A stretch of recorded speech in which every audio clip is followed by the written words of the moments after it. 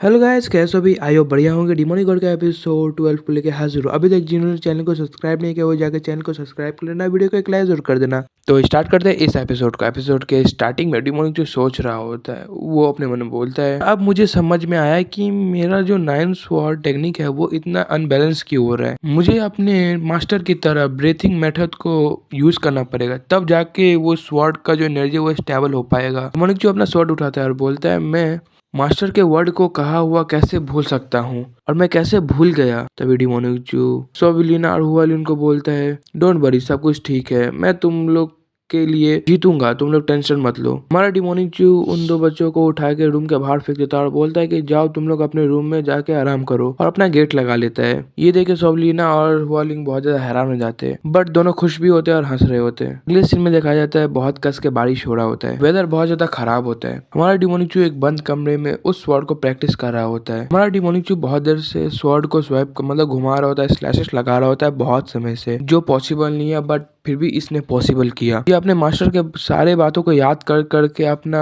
Sword energy को stable कर रहा होता, बट स्टेबल ही नहीं हो पा रहा होता। बट फाइनली डिमोनिचू समझ गया कि मुझे अपने स्वॉर्ड में क्या चेंजेस करना है, और वो उसी पोजीशन में आके इनहेल को यूज करता है। आस्ते से शॉर्टली एक टेक्निक जिसका नाम फिफ्थ फॉर्म होता है उसके साथ उस लकड़ी के ऊपर, लकड़ी के हुड के ऊपर अटैक करता है। दिखाया जा रहा होता है डिमोनिचू ने सारे लकड़ी को एक साथ काट दिया होता है, जो देखने में बहुत बवाल लग रहा होता है। डिमोनिचू इस टेक्निक के बारे में बोलता है, इसका जो काम है वो इंटरनल एनर्जी को गैदर करने के साथ एक बॉडी को एक जगह पे इकट्ठा, मतलब स्ट्रेंथ को एक जगह पे इकट्ठा करने के साथ एक ही बार में प्रेशर रिलीज करता है और सबको एक ही बार में काट कूट के अलग कर देता है। डिमोनिचू ये सब देख के बहुत ज्यादा खुश हो जाता है और बोलता है, फाइनली मुझे सक्सेस मिल गया। डिमोनिचू लंबा सांस लेता है और बोलता है, अब टाइम है अपने एनर्जी को योर बॉडी में बनाने का, इंटरनल एनर्जी को डायरेक्टली अपने बॉडी के अंदर लाने के लिए। वो एक टेक्निक जिसका नाम क्यूंगोंग होता है उसे अपने बॉडी के ऊपर अप्लाई करता है और प्रैक्टिस करने के साथ बोल रहा होता है, ये जो क्यूंगोंग मेथड होता है ये कल्टीवेशन और एनर्जी को गैदर करने के लिए यूज होता है। ये बहुत खास टेक्निक है, ये हर किसी को नहीं आता। अगर कोई भी एक मटेरियल आर्ट मतलब मार्शल आर्ट को प्रैक्टिस करता है लोअर क्लास से हाई क्लास तक, उसे बहुत ज़्यादा संघर्ष करना पड़ता है, क्योंकि उसमें भी बहुत ज़्यादा इंटरनल एनर्जी यूज होता है, क्योंकि वो बंदा पहली बार इंटरनल एनर्जी को यूज कर रहा होता है। बट फिर भी अगर वो जितना भी इंटरनल एनर्जी का यूज कर ले, फिर भी वो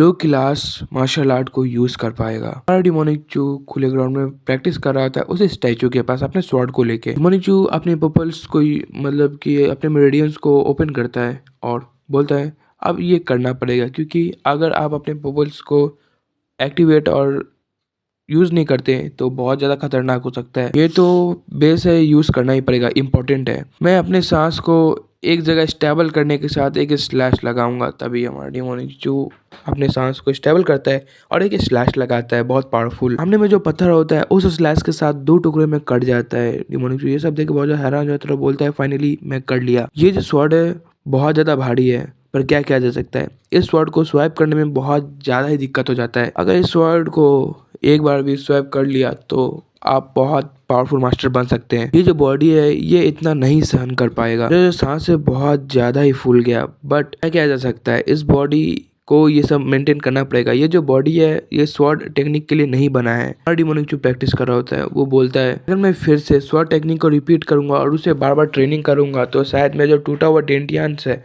वो रिकवर हो जाएगा।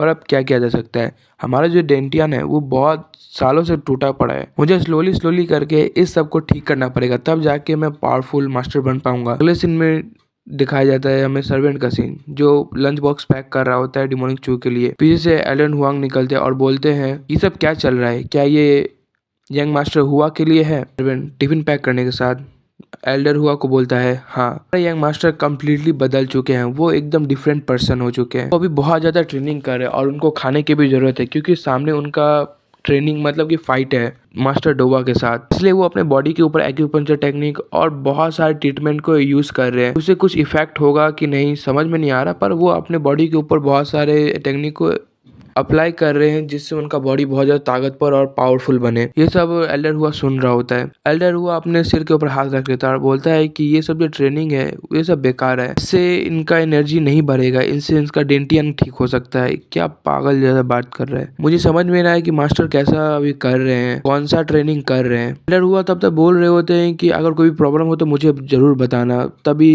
सर्वेंट वहां से निकल जाता है और बोलता है हाँ मैं समझ गया। ये देख के एल्डर हुआ बहुत ज्यादा हैरान हो जाता है और बोलते हैं इसने तो मुझे इग्नोर कर दिया। अगले सीन में यंग मास्टर के घर के बाहर का सीन दिखाया जाता है। हमारा बटलर भागते हुए आ रहा होता है और रूम का दरवाजा खोलता है और बोलता है यंग मास्टर मैं आ गया, चलिए अब खाने का टाइम हो चुका है। हमारा सर्वेंट जैसे ही गेट खोलता है सामने का दृश्य देख के हैरान हो जाता है, क्योंकि सामने में डिमोनिक चू बहुत ज्यादा ही ट्रेनिंग कर रहा होता है। ये सर्वेंट बोल रहा होता है कि फाइनली कंप्लीट हो चुका है, अब खाने का टाइम आ चुका है। ये सर्वेंट आ रहा होता है, बोलता है ये सब आपने क्या किया। डिमोनिक चू बोलता है क्या तुम्हें दिखाई नहीं दे रहा है, मैं नैरो का प्रैक्टिस कर रहा हूँ। ये सुन के सर्वेंट बोलता है क्या। मोनिक जो ऊपर देखने के साथ बोलता है मैं अपने नैरो को बहुत पावरफुल बनाना चाहता हूँ और इसलिए मैं इसे कंटिन्यू कर रहा हूँ। मैं जैसे जैसे ट्रेनिंग करूंगा वैसे वैसे मेरा पावर बढ़ेगा। मतलब कि तुम्हें समझ में नहीं आएगा। मेरा कहने का मतलब ये है मुझे अब अपना एक पर्सनल ट्रेनिंग ग्राउंड चाहिए जिसमें मैं इजिली कर सका, मतलब ट्रेनिंग कर सकता हूँ। एक ट्रेनिंग ग्राउंड। अगले सीन में दिखाया जाता है एक ट्रेनिंग ग्राउंड का सीन। ट्रेनिंग ग्राउंड में बहुत सारे बंदे होते हैं, मतलब जो हमारे डिमोनिक चू के साथ लड़ने वाले हैं आगे जाके। डिमोनिक चू सबको देखता है और बोलता है क्या यही सब हमारे गेस्ट हैं।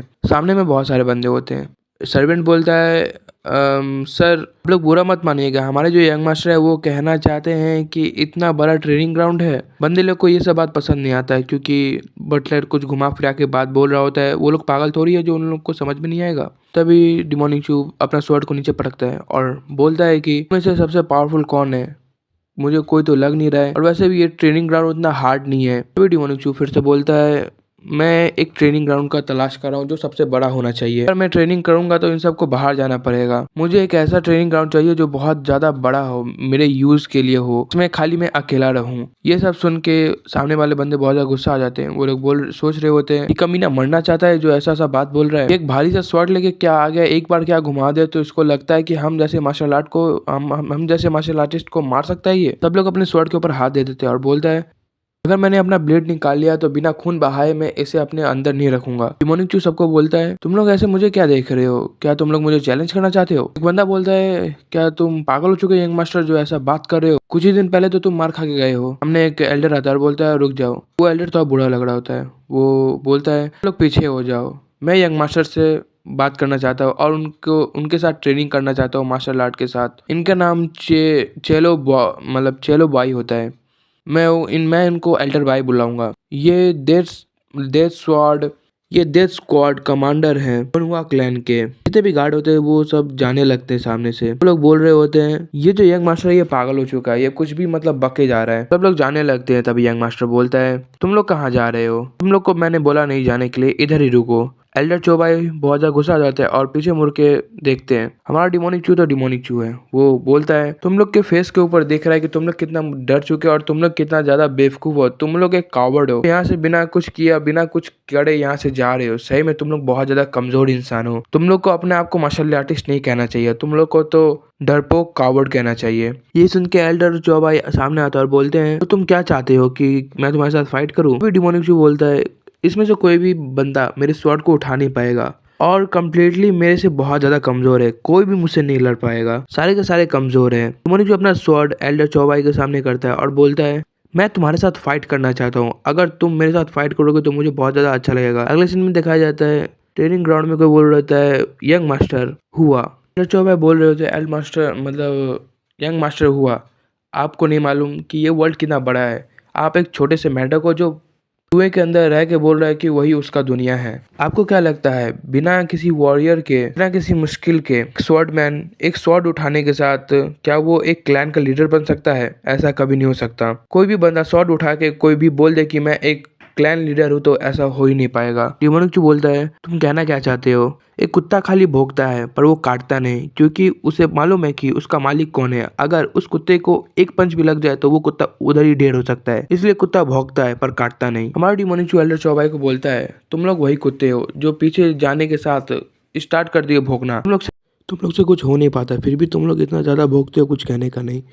अगर इतना ही हिम्मत है तो आओ मुझसे लड़ो। और यहीं पे हमारा एपिसोड का एंडिंग हो जाता है।